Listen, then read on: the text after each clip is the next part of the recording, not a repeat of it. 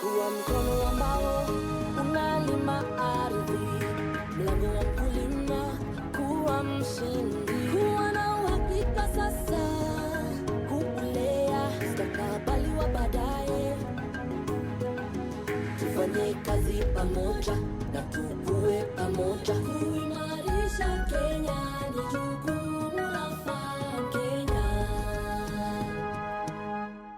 Hello there, this is FarmKenya show right here on KTN, and today we are in Kiambu County. We'll be speaking about algae farming. We'll be looking at the how-tos from the start to the end. Remember, every Tuesday we look at the process, the whole process, from the seed to the plate. But today we'll be looking at the whole process of algae and how you as a farmer can use it as biofertilizer in your farm. My name is Kelvin Nyakundi. Let's get right into it.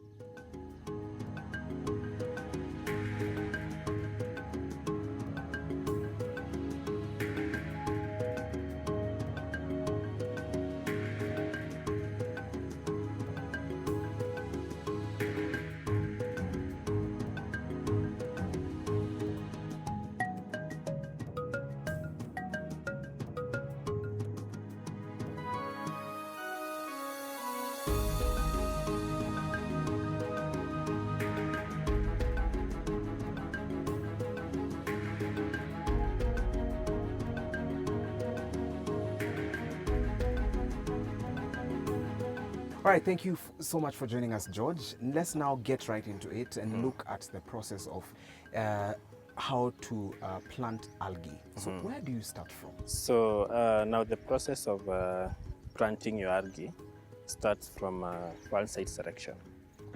We need to select where we are going to plant it. That is in terms of making sure that the gradient is okay, not a very slopey area, because now we don't want to do a lot of work in terms of the pond preparation. So we select a flat area, then now from there we do a pond, a very shallow pond. Because now our ponds that we have designed for the algae production, we have gone specifically into 30 centimeters deep, 1 foot, just 1 foot. So once we do that, now we do the liner bit, the dam liner. And now our pond is ready now for preparation and planting.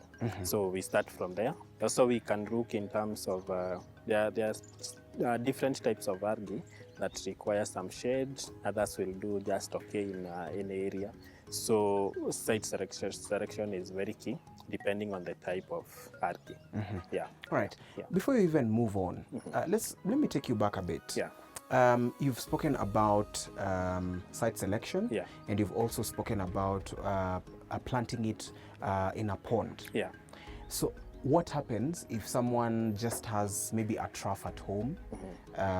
They don't have the space of building a pond. How does that work? And also, is there a specific area that you need to look at? Maybe if in your garden or in your shamba at home, there's a specific corner that you need to put that pond in if you need to build. So now we are not confined into coming up with a pond, because we look at a farmer may have different items. Like now in our case, when I was starting, I didn't start with a pond. So I just started with an old tank that was now not in use. So now I started from there. So a farmer can use any other container, not necessarily a pond. We can use a basin, we can use a drum, a plastic drum, we can use a bathtub. So all these different items can be used for azora production. Even a farmer can use an earthen pond. You may have somewhere in your farm where there is too much water. You can make a pond there, just an earthen one. So there are so many different things that you can start with. Then now, in terms of positioning back at home, we look at a place where maybe if you are keeping chicken, they won't go to eat there directly, or they are confined from getting there. That is one. We look at a shade. If you are producing it in a very hot area, you need a shade. Not necessarily 100%, but a shade that will cover it for some few hours during the day. It can be from trees, you can do a shade net. So all these things we have to look into when we are doing now site selection and pond setup. Okay. Yeah. All right. Now let's move on and look at the types of algae that you might have. Is it one species, Yeah. or do you have different? And if it's different, Yeah. Are they grown the same way, or there's a difference in that? So we are growing different types because we have been growing duckweed, we have been growing azora, we have been growing urfia. There is some time I have had water cabbage. So they are all grown almost on the same conditions. But when it comes to something like azora, it requires a little more care as compared to the other three. Okay. So in terms of the pond setup, the feeding, the planting, we do the same. Okay. For the four. All right. But now when it comes to like for the azora, they need more shade than the duckweed and the water cabbage and the like. So azora needs some more care. Yeah. All right. And when we speak about care, you can expound a bit. Yeah. When it comes to how the care is. You Yeah. know, someone might think, okay, it's on top of a pond. Yeah. So how do you take care of it? So now when we talk about care, we are looking at one, from the feeding. What do we use to feed as nutrients? Because now for the azora, it's a little bit delicate in terms of the nutrients we feed it. So if we use a lot of nitrogen, if we use manure which is high in ammonia, or the pH is a bit acidic, it dies off. So for the azora, we have to look at that in terms of the manure or the nutrients that we put in. Second, we have to look at the issue of shade. So azora does not really do very well in open sun, because we find that it grows but it turns to be brown. So we have to make sure that the sun that is accessing the azora pond, it's not 100%. So at times we do a shade net about 35 or 50%. So as we can give those conditions. But now for the others, we use the manure. We are not so much keen, but we have to make sure that the manure is well composted. That is one. The other thing, we do not really need to put up a shade for the duckweed and even for the water cabbage. Okay. Yeah. All right. And now, before you even move on also, you've spoken about seeds, right? Yeah. So where do you source your seeds? And what is the process of looking for the seeds? Because someone might be asking, okay, so where are these seeds sold? Where can we get them? Yeah. And what criteria can I use to know a seed that is going to be healthy at the end of the day and a seed that is not going to be healthy?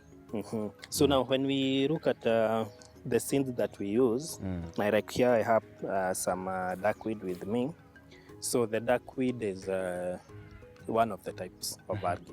Okay. And the duckweed that we have here, this is the same thing that we use as seeds for propagation. Okay. So these types of algae do not really produce seeds. Okay. So when it comes to growing them, we need to plant the same plant. So it multiplies vegetatively. So once we introduce like this amount in a pond, we give it time. It will grow, it will regenerate. After a few days, it will be ready to start harvesting. So that is one when we look at the seeds that we are getting. Then the other thing that we look into when we are trying to select the seeds, we need to look at how healthy are they. Not to get, like for example, if we get something like azora, for example, because it's one of the types which is a bit delicate, we look at the azora that you get to plant should be green, or it should be healthy. It should not have very long roots, because if you buy azora which is black or brown, that one is almost dying. So the chances of it growing once we introduce it in a new pond, they are slightly low. So we need to look at get quality azora or duckweed or urfia for growth. Okay. Yeah. All right. Yeah. And now let's move to the water. What kind of water do you use? Do you use tap water, rainwater? Yes. So Now, like in my case here, considering that I'm in the farm, I have an advantage of having quality water. That is water that is not treated. So when we are using or when we are growing duckweed or azora, it's very important to look at the type of water that we are using. So if we use tap water, most likely it is chlorinated. So once we introduce the manure or the nutrients there, the azora will still grow, but it will struggle a bit to grow because of the chemicals that have been used. So either rainwater is very good if we are using a well. Also that water is very good, provided it is not chlorinated. The azora or duckweed will do good. Okay. Yeah. And tap water? So tap water also, so what we do, like if you're using tap water, because of the issue, you may not really know, was it treated from where it is coming from? So what we do in such a case, at times we introduce or we set up our pond, we put the water first, we give it a few days, 3-5 days, for it to be in the open. Because now once we expose it that way, at least much of the chlorine will be absorbed by the sun. So at that point now you can use that. All right. Yeah. Okay. Let's move to temperature, pH, and even the sunlight that you've spoken about. Yeah. What is the ideal temperature that algae do well, and also the type of pH that they are in, and the exposure to sunlight as well? Yeah. Yes. So now when we look at the pH, mostly we look at from 6.5 to 8.5, around there. Okay. That is the best pH for them to grow. When we look at the sunlight, we'll say 50%, 30%, that is the best range in terms of the sun. So we are not doing 100% shade. So 100% shade also will have some effects on the growth. So that is in terms of the sun and the pH. Then now when we look now in terms of the nutrients uptake, we need to look also now that is the issue of the acidity. Because now a farmer may not really be able to tell. If I tell them to look at 6.5 to 8.5, maybe a common farmer will ask me, how will I know my manure? My manure is in that condition. We say that a farmer should not use raw manure. So raw manure is, for example, you are using cow manure direct from the shed. So that one is not ideal because it has that effect of the acidity due to the urine. So we use manure which is well composted, or we are using biogas, bioslurry. Also that one is very okay. Yeah. All right. Yeah. All right. Thank you for that. And now let's look at the nutrient balance, because you've spoken about manure, you've spoken about how it needs to be, and how a farmer can know the pH. Yes. And from looking like this, you can't really. Yeah, you can't really. Yes. So when you come to the nutrient balance, how do you make sure that the nutrients are well balanced, and at the end of the day, you have algae that is healthy enough? So just to ensure that you have algae which is rich in nutrients is how we feed it. Now, like for example, when we are planting it, we do measure the amount of manure that we are using in each pond, depending on the square meters. So per square meter, we use half a bucket or 25 kgs, 5 kgs. So if we get the 5 kgs per square meter, we are sure that algae will grow to the required conditions and nutrients uptake. Then we can't leave it now like that for the next many months. We have to make sure that after each and every month, we replenish the nutrients. So when we replenish the nutrients by either changing the manure that we had used, or we come in with a plant tea. We call it plant tea. We just select some plants here on the farm.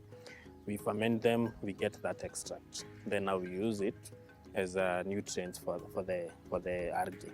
So that is once every month we have to make sure that we replenish the nutrients. Okay. And when it comes to changing, when you are changing to replenish, Is there a process that someone might miss, and you find that you've spoiled the whole process that was going on, or maybe you over replenish, you put a lot of manure, or you put a foreign substance that is not going to really help? How does that come about, or if you've experienced that? So yeah, at times, because at times I have used cow manure, then I observed that instead of my azora growing, it started dying. So that was an issue of now what I'm mentioning about where composted manure. So I had not really composted it, so that was the issue. Then also at times using too much bioslurry. So because bioslurry is a good fertilizer, organic fertilizer, but now once we use it in excess, also the nutrients uptake for the azora, at times it makes it to die. So the issue of nutrients is a major thing. Also the issue of water. At times we may say we have, as far as you look in your pond and you see that you have water, you may think it is okay. But at times you find that your water have stayed in that pond for quite some time. Then it is not active again to produce your algae. Yes. So we have to look at how long does my pond stay in. Yeah. Okay. Yeah. Now let's move from that and look at the period in which from seed to harvest. Yeah. How long does it take?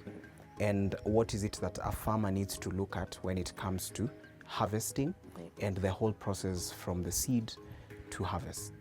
So now from the seed to harvest, the timelines are majorly between 3 weeks to 4 weeks, depending on the type of algae you are growing. And then also on the other part, the nutrients. The other thing, the pond size and the amount you started with, because we do a lot of calculations around them. So if you add a feed your pond, growth rate will be lower. And also if you add a stock your pond in terms of how much did I start with, also that has an effect. So we have to look at, for example, if you are starting a pond, normally we say you need 100 grams per square meter. We said we use 5 kgs of compost or manure per square meter. Then on the other side, we have to use 100 grams per square meter to introduce in that pond. If we use less than that, it will have an effect of, it will take more than the 4 weeks to grow and start harvesting. Okay. So that is the thing we look at when we are stocking the seeds and how long it's taking for us to now to come and start harvesting. All right. Yeah. Okay. Yeah. And for harvesting, still on the harvesting, what shows you that the algae is ready for scaling up or for removal? Yeah. What are the indicators? So now the indicators majorly for us to know that the azora is ready or the algae is ready.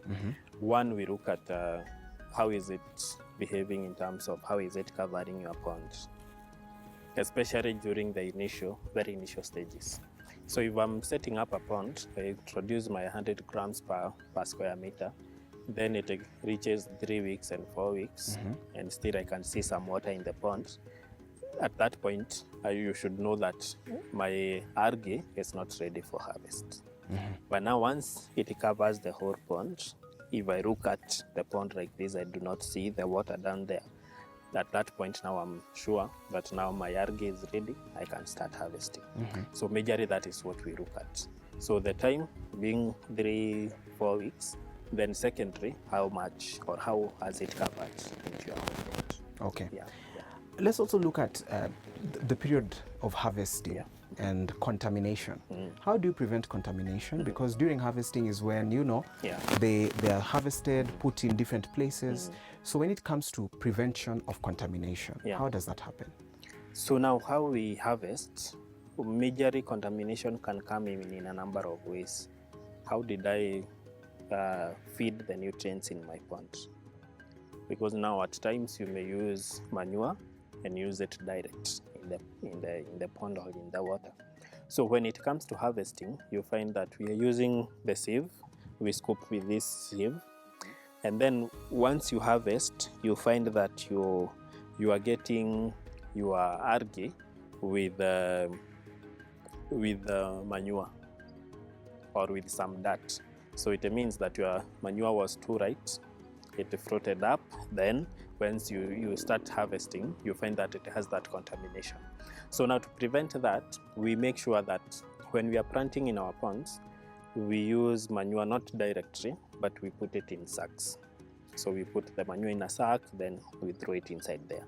So that way, we reduce now the contamination of manure getting directly into contact with our algae. That is one. When it comes to harvesting, now we harvest our algae like this, and then we put it either in a bucket or somewhere clean, just somewhere clean, and we do not store it at that point, because now also storage may come in and bring contamination again. So because we are using it where it's fresh, we just want to harvest it and use it the same day. If you're not using it the same day, now we need to dry it and dry it properly. So we have to clean it very well with clean water, then now dry it very well within a very short period. Then now we can be able to store. So if we bypass that or we use a shortcut to that, we are sure that it's going to be contaminated. Okay. Yeah. And before you even move on, the drying part. Yeah. If someone wants to dry, how long is that? So that at least we let people understand about this. Yes. So now when it comes to drying, we need to look at a maximum of 3 days. And also the conditions, which are we drying at? Because now, if we dry it at the sun, at times, especially now like in this time, yes, you find that the sun is not too much. So you might find instead of drying, it is starting to decompose. That is one.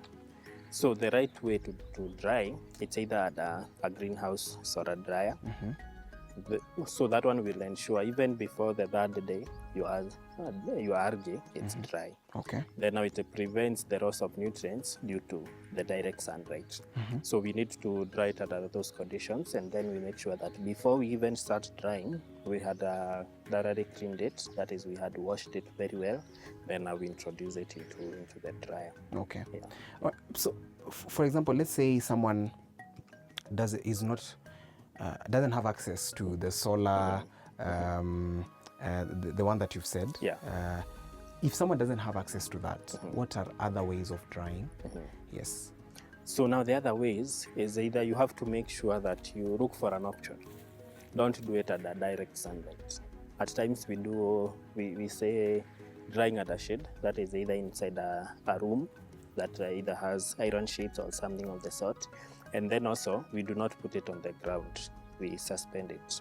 Okay. So in a net, then it's suspended, so that it loses that moisture, and also it dries properly. So if we go it, because now the biggest thing that we are avoiding, it's the direct sunlight. But now, doing it at a shade or a shade house or a greenhouse or a greenhouse polythene, because you may not really have the greenhouse dryer, but you may get a greenhouse polythene, just put it on top. Okay. Then it will be able to dry that. Right. Yeah. And now, for example, now you've harvested, the water in the pond has remained like that. Yeah. What do you do to the water? Do you change the water? And if you change it, do you discard the whole of the water, or there's a way you do it? Just explain to us. Okay, so now when we are harvesting, that is, at times we do not harvest like 100%. We do a maximum of 75%. But time to time we do change the water. And when we change that water, we need to use that water in the farm, because now that water is rich in nutrients. Yes. Because now when we are growing our algae and we are introducing manure, we find that the nutrients in that water are not fully used by the algae. At times they use a lot of phosphorus, then there is going to be some nitrogen in the pond. So we have to make sure that we use that water again on the farm. So now we correct this water, we direct it to the farm, then we can use it to grow the crops over there and also increase the nutrients. Then now we can replenish again.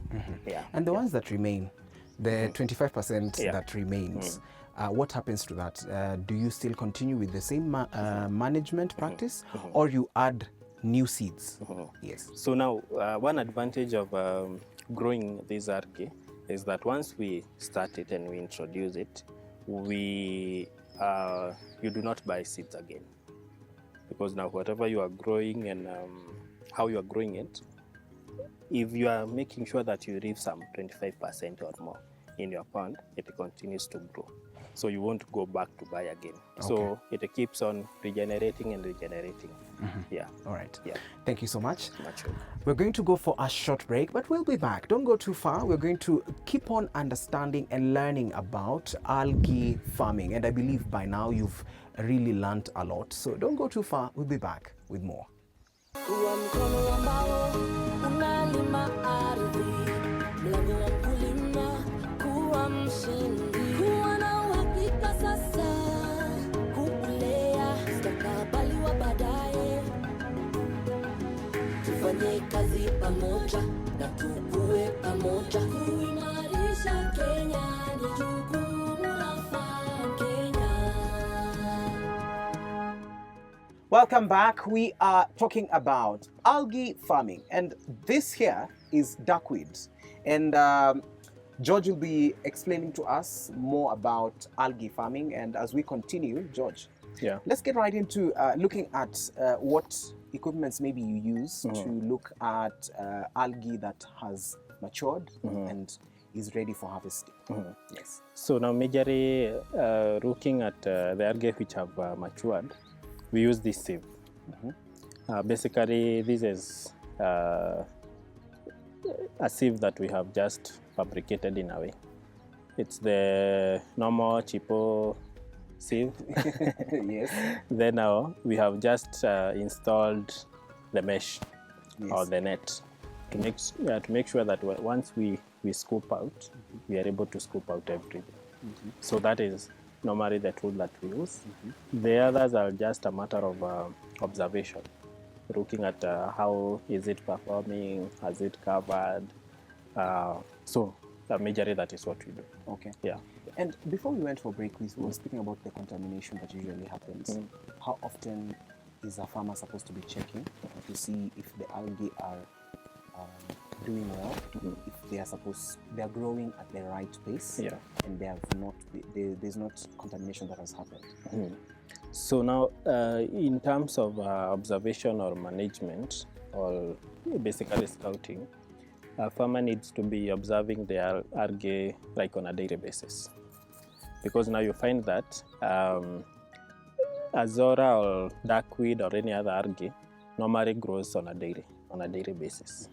So you at times, for example, you may leave your algae not fully covered. You leave it for a week or 2 weeks. By the time you are coming back, some of it already is going bad because you left it for too long without harvesting. Then it's already spoiling. So we need to keep that observation. And if you stay for too long, give it a period of like 3 days. Okay. Yeah. And what additives do you put to improve the growth? Like the fertilizer that you use, do you use chemical or organic? And what would you advise a farmer to use? So majorly we have focused on using organic inputs as compared to chemical because of a number of reasons. One, chemical fertilizers, at times we are not able to get the right ratio. So at times you introduce it, then it kills your algae. So we try to use organic inputs, that is now ranging from the bioslurry, the composted cow dung. We do plant tea. So plant tea, we select a variety of plants, ranging from Tithonia, Russian comfrey. We use things like Lantana camara. Then we use stinging nettle. We use a vegetable that we call kahorora or misheveve. So these types, we select those types. Then we ferment them in a drum for a period of 7 days. Then now the resulting liquid, also it's an organic folia or fertilizer. So we put it also as an additive for the growth. So those are the types majorly that we have been using, and what we advise the farmer. Because now the other options is a fertilizer that is not so common with so many farmers. We call it TSP. So basically to provide phosphorus. So we try to get, if a farmer can get that option by just using the materials at the farm, you don't really need to go and buy. Okay. Yeah. For example, let's look at in a week, how much do you collect, and what does that translate to, and how does it look when maybe the season is not as giving as it's supposed to be? So now from the ponds that I have here, we have been harvesting between 20 to 30 kgs on a weekly basis. So that results to a number of things. One, we are able to sell that. Two, we are also able to use it at the farm here because we are feeding fish, we are feeding chickens, we are feeding pigs. So like for example, I'm able to feed 1,500 fish. That is for the chicken, around 100, for the pigs, around 10. So with that amount, I'm able to feed that and also keep some or have some, which I'm able to sell out to farmers. So that is what it's transitioning to. Okay. Yeah. Okay, let's look at the challenges as a farmer, as an algae farmer. Yeah. And you manage very many of the ponds, it's just not one. Yeah. So when it comes to challenges that a farmer might face when they are getting into this type of farming, what are they? And how do you make sure that you seal those gaps even moving forward? Yeah. Yes. So now at times, the challenges may be changes of seasons and weather. For example, in like this season that we are in, a cold season, you find that growth rate is a bit low. So that is one challenge. So what we do at times, you may need to produce a lot during the dry or the hot seasons. Then now you can be able to dry that and store for use. Then now the other thing, you may find different places we have different predators. So you find that, for example, me growing it here, at times I find that you may find frogs affecting. That is one. A farmer growing it elsewhere, you may find that in dry, especially in dry areas, you may find the challenge of birds. Because there is no much vegetation there, you find that the birds want to feed on your algae. So those are some of the challenges. And you find out in such a scenario, you need now to do like a shed house. So you just do a shed house, then you'll be able to grow it. Okay. So for the issue of like something to do with the frogs, at times we resort to introducing also natural predators like catfish. So you introduce a few of them in the ponds, then you are sorted. So that is how we try to manage some of these challenges. Okay. Yeah. And I can see your ponds are open. They're not really closed. Yeah. Are there points where you usually close the ponds? And if they are open, what mechanisms are you using to make sure that at least they don't get contaminated by maybe different chemicals that are in the surrounding? If someone is planting maybe different vegetables on the side. Yeah. Yes. So now one advantage that we have here, so this farm we are into so much of organic farming. So the issue of chemicals is not really a challenge. But now when we look at in case someone puts in any chemical, you find that you will just not. Because now your azora or your any type of algae will just die off. So that is a challenge. But now when we look at times we do cover the ponds, especially the ones that we grow azora because of the issue of the too much sun. So we try to cover that so that we provide the required conditions. So that is the only time that we are currently covering, because normally the ponds that we are using, they are very shallow. So they are not really even a risk. So it's just about 20 centimeter depth in terms of water. So you'll find that it's not a threat when we have it even at your homes. Yeah. Right. And now let's look at the market, because I believe though you have very many ponds, you're using the algae, and you might be selling the algae. So if you're selling the algae, how does the market look? And how does that type of farming translate in this country? Because, you know, Kenya, people are used to different kinds of farming that we know, maize farming, tea, avocado, but we don't usually look at the algae. So how does that market look from your perspective? So now from my perspective, I feel that it's a pretty young venture to most of the farmers around Kenya. Because personally I have done it now for around 7 years. And what I've been doing, it's just selling the propagation material to farmers who want to start, who are starting, or who are restocking.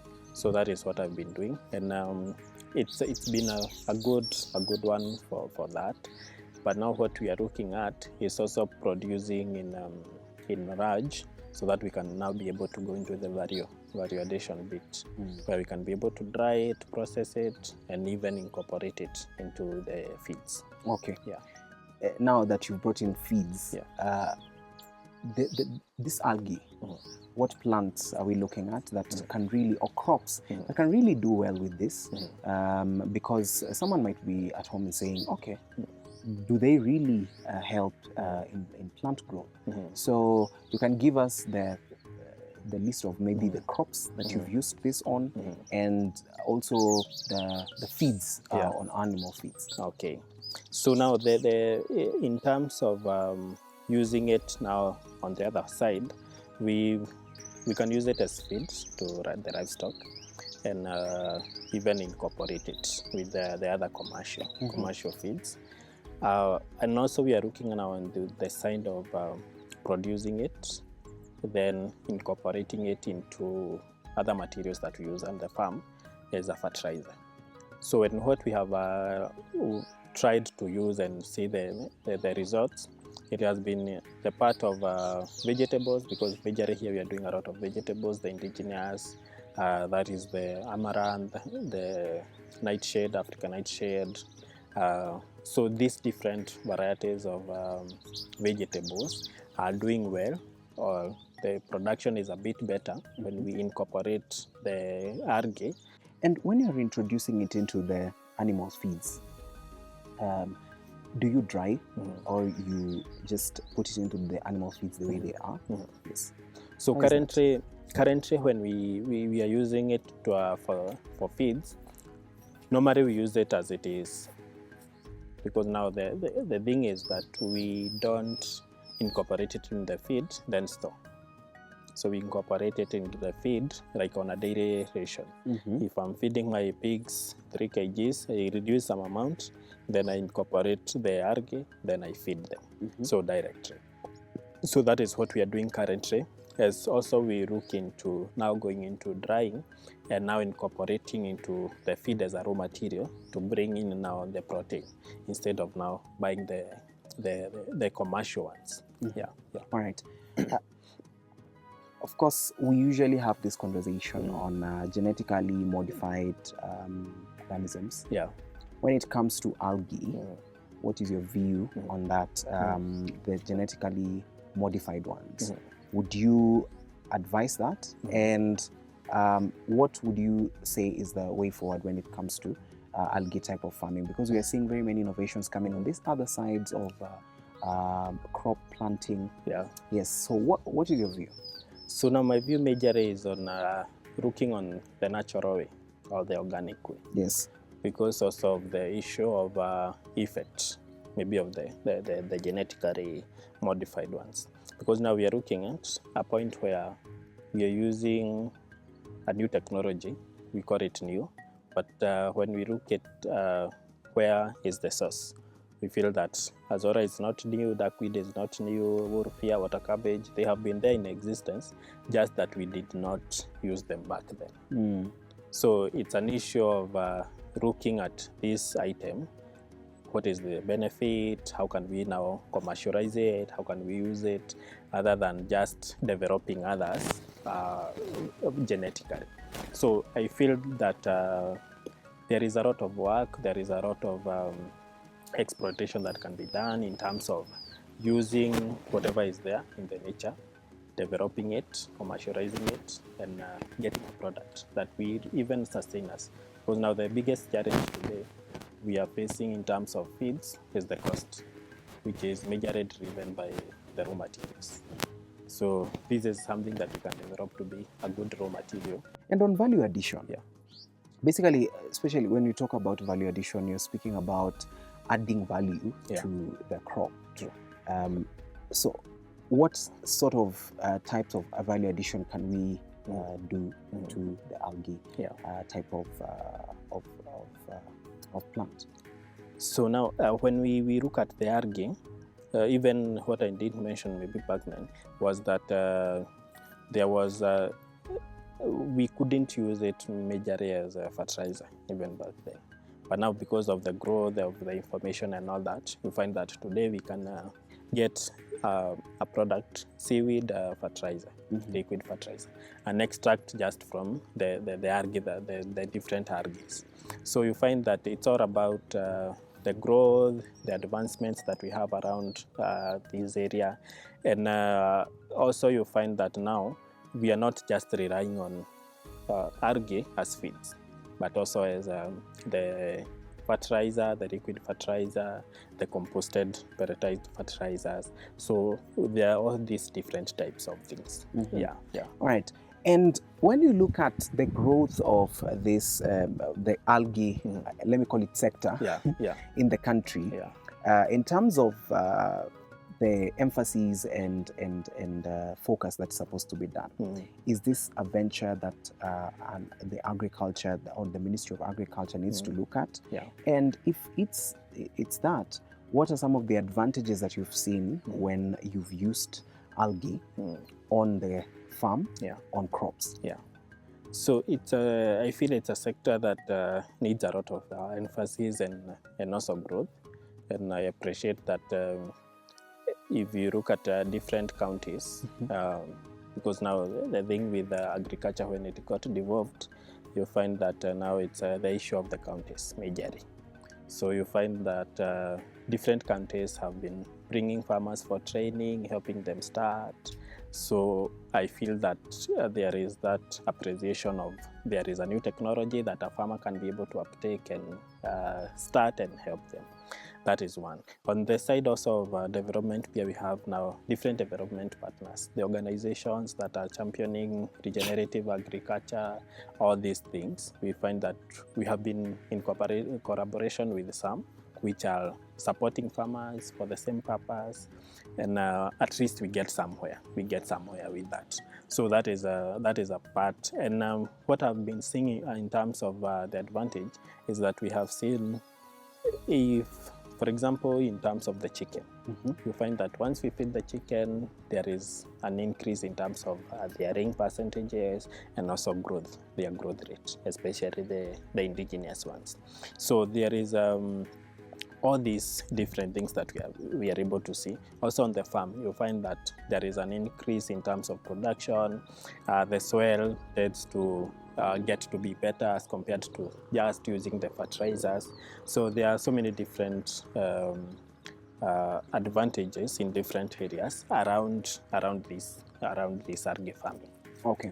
Right. Even as we are coming to wrap up this particular conversation, let us look at a farmer who wants to start this.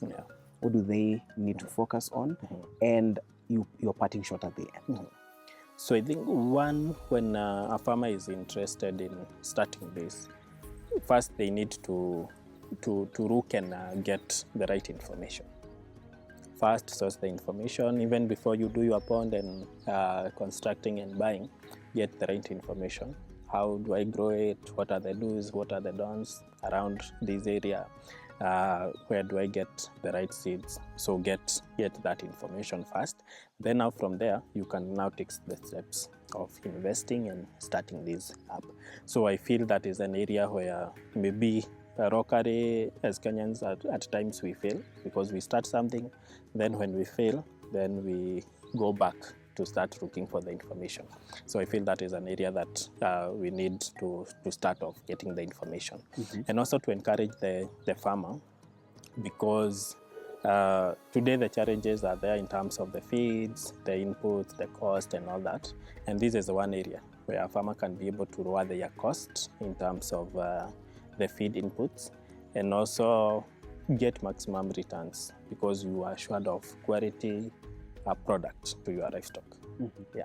All right, thank you so much for joining us on Farm Kenya. Much welcome. There you have it from George himself speaking to us about algae farming. I believe you've learned a lot. I myself have learned a lot today about algae and what it can do to your plants in order for you to get a better yield at the end of the day.